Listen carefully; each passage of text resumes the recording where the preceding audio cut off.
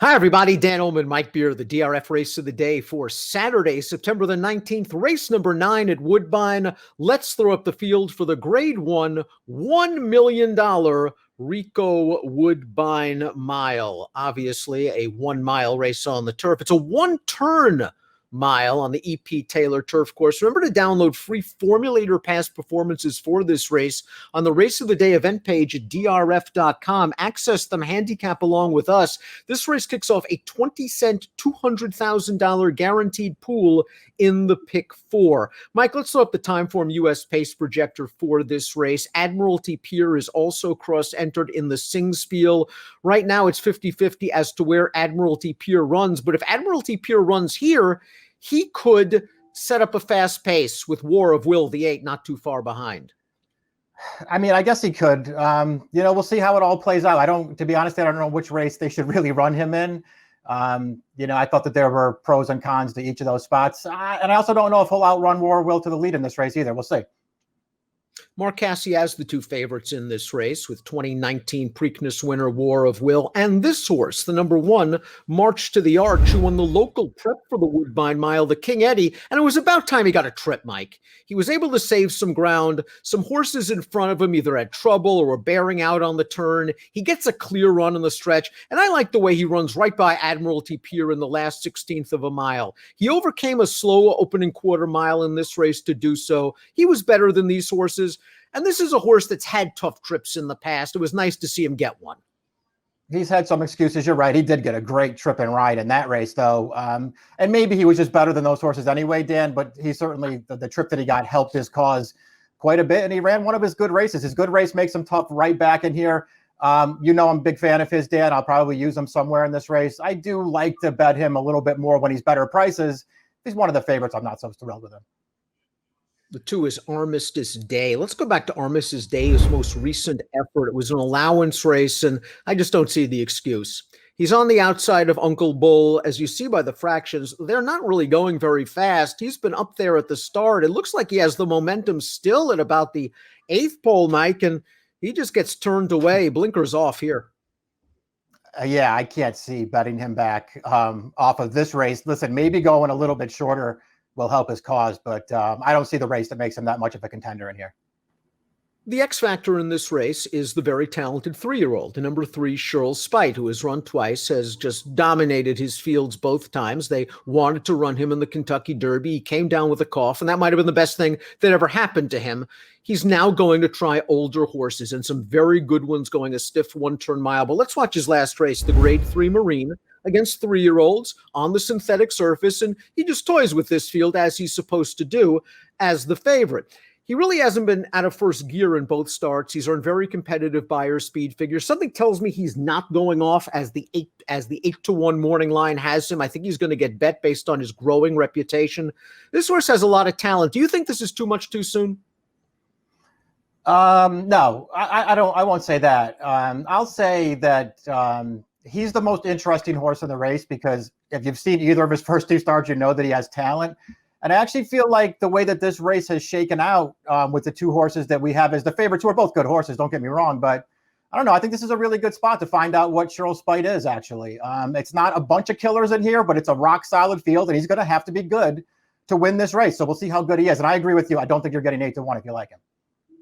Starship Jubilee, I believe, was Canada's Horse of the Year in 2019, and she has not stopped in 2020. She reeled off 4 in a row before her most recent effort, the Diana, a race where there wasn't a lot of pace on, and she was in against North America's leading affiliate mare turf horse in Rushing Fall. It wasn't a terrible performance, to say the least. Starship Jubilee is just as versatile as they come as it pertains to distance, as it pertains to running style. She's going to have to take on the boys, but on her best day, she fits with these horses. She does. She has a top race that would make her very tough in this race. And she's also a very versatile horse, Dan. She can get any kind of a trip in her races. So that's also good. I realize that she's dropping, dropping out of a race that was restricted to fillies and mares, but the Diana was a much tougher race than this one. Let's talk about the 5 Olympic runner who's still a turf maiden after only 5 starts and is stretching out after chasing the inimitable Pink Lloyd in the Grade 3 Vigil last time out. Let's watch that race. I mean, no one's beating Pink Lloyd sprinting on synthetic right now. We see an Olympic runner in behind horses, black cap, pink silks, going to get to the outsides, going to follow Pink Lloyd, going to chase Pink Lloyd in vain all the way down to the wire, Mike, ending up finishing second. All in all, a solid performance. I'm not sure this is the kind of performance that gets him into the winner's circle in the Woodbine Mile. It probably doesn't. He has run well in his last 2 starts, chasing Pink Lloyd both times. He can't catch that horse, but it's not like, he's getting some huge class relief here. Danny's actually in a tougher race. Admiralty Pier, the number 6, has really done some nice work for trainer Barb Minchell, is one of the more underrated trainers in North America. This horse is a graded stakes winner this year, beat March to the Arch, going gate to wire under a really nice ride at Tampa Bay earlier this year, and got back on the beam last time out in the King Eddie. Now listen, he got a very nice trip and ride. He was controlling a moderate fractions. We saw March to the Arch run right by him late, but it's his 3rd start of the form cycle. He could be peaking, and he's going to be one of the pace horses if he runs here. Yeah, his last 3 turf races are all, pretty good, Dan. If I'm being honest, I can't say that any one of them makes me want to bet him back in this race, especially with War of Will in here, because War of Will is a very fast horse. And even if Admiralty gets to the lead in here, he's going to have to deal with War of Will, who just might be better than he is. And we already know, at least based on the last race, that March to the Arch is better than him too. I think most folks would say that Churl Spite's the horse with the most upside potential in this race. I'd argue that Value Proposition, the number 7, has as much upside. He is a very lightly raced 4-year-old. Let's go back to his most recent start in the poker, and he was in a good spot early. He's in the red and white silks, and on the turn, I thought he was forced to move a little bit early when that horse to his outside Seismic Wave loomed alongside, and now you're going to see him in between horses, kind of getting pinched a little bit, in a little bit tight. I think this horse loses his focus a little bit. Not sure if he would have won anyway. The winner was good coming from off the pace, but Value Proposition finished ahead of Got Stormy, who's come back to do some really nice things in her next 2 races. And again, he's upside for Chad Brown. He does have upside. The thing that to keep note of on with Value Proposition is, and you saw it there in the poker, Dan, he's not an easy horse to ride, and he does that basically in all of his races. He tries to get in all through the stretch, and he just won't keep a straight course. Irad Ortiz does a great job with this horse, and obviously Irad won't be able to come up and ride him for this, and that could be a problem. On the other hand, he has a lot of talent. His return from the layoff back in June at Belmont was a serious performance, and it was fast as well. If his new rider can get him into the right spot and then keep him on a straight course in the stretch, this horse could be very tough in this race. While he is a tactically inclined colt, Mike, I wonder if maybe he's best served being taken back, taken to the outside with this spacious stretch, given a lot of room to look at. And then if he weaves and bobs a little bit, he still has plenty of room to be away from other horses. It's a very good point, Dan, and it's exactly how Irad rode him off the layoff back in June when he came back. He just took him back under a very strong hold, got him to the outside in the stretch, and he fired a good one that day.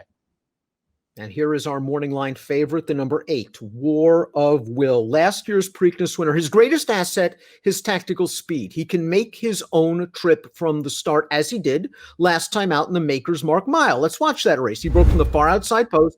He broke sharp. He got on the outside. He didn't lose too much ground. But boy, Mike, does he have to work. It looks like he's still in a world of trouble with 1/8 of a mile to go. He's in the pink silks with the big white striped face. Let's give him credit. He digs down. He runs down these horses in the stretch.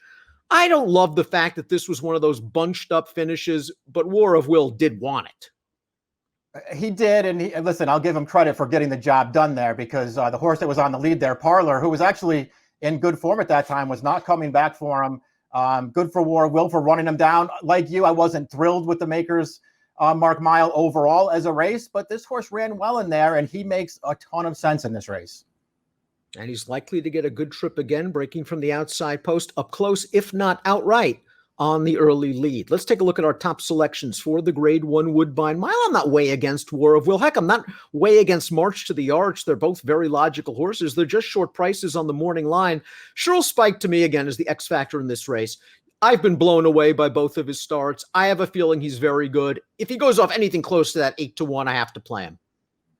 I can't argue with that, Dan. I'm very interested to see how he runs. I want to try Value Proposition. I think he's going to be a good price in this race. I do think he has enough talent to win this kind of race. It's all about whether his new rider Contreras can get this horse to focus and keep a straight course. Saturday race of the day, the Grade 1 Rico Woodbine Mile. We'll try to go for some prices. Mike's going 7-1-8-3. I'm going 3-1-8-6. Race number 9 at Woodbine on Saturday is an approximate post of 5:39 Eastern. Good luck.